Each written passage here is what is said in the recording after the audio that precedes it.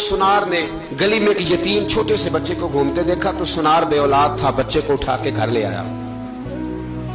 18 साल उस बच्चे की परवरिश की, उसको पाला पोसा जवान किया।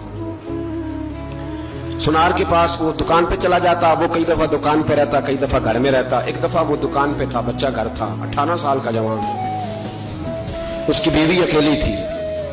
वो जिसने मां बन के पाला था उसने उसी पे हमला कर दिया, उसका बाजू बुरी नीयत से थामा। बीवी चीखी, थोड़ी देर गुजरी तो वो नौजवान पैरों में बैठ गया, कहने लगा मां पता नहीं मुझे क्या हुआ। शाम को सुनार आया, बीवी चीखने लगी, चिल्लाने लगी, कहने लगी आज अजीब बात हुई, जिसको मैंने जिगर का खून दे दे के पाला उसी ने गंदी नजर डाली। सुनार महवे हैरत है। बीवी का ख्याल था कि लाठ उठाएगा, डंडा उठाएगा, नौजवान को मारेगा, लेकिन वो रोने लग गया। उसने कहा आज उसने मेरा बाजू थामा है, जाने क्या किया है। परेशान होने लग गया, सजदे में गिर गया, कहा तू बताता क्यों नहीं। तो वो सुनार कहने लगा उसकी गलती नहीं।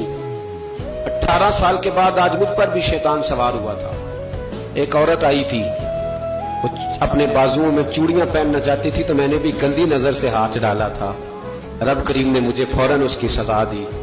जिनके घरों में बेटियां होती हैं उनकी नजरें गंदी नहीं होती। जो बेटियों के बाप होते हैं, जो बहनों के भाई होते हैं, उनकी नजरें गंदी।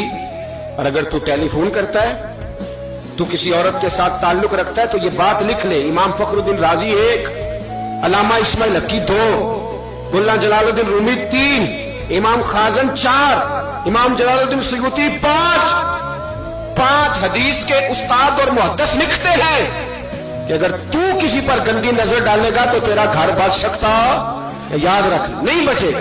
इसलिए कि तेरी नजर किसी की बेटी को बेटी समझ, ताकि तेरी बच्ची का पर्दा कायम रहे। किसी की बहन को, ये क्या बात हुई कि तू जितना मर्जी गंद मुआशरे में फैलाता रहे तेरा घर बचा रहे, ये कैसे हो सकता है। फाइना लहू मईशतन दंका, अल्लाह फरमाता है जिंदगी तंग हो जाएगी तेरे लिए मुश्किल। तू ढूंढता फिरेगा कि मैं मरने को जगह तलाश करूं। सच्ची तौबा करे, खरी तौबा करे। ये गुनाह इंसान को मजबूर कर देते हैं।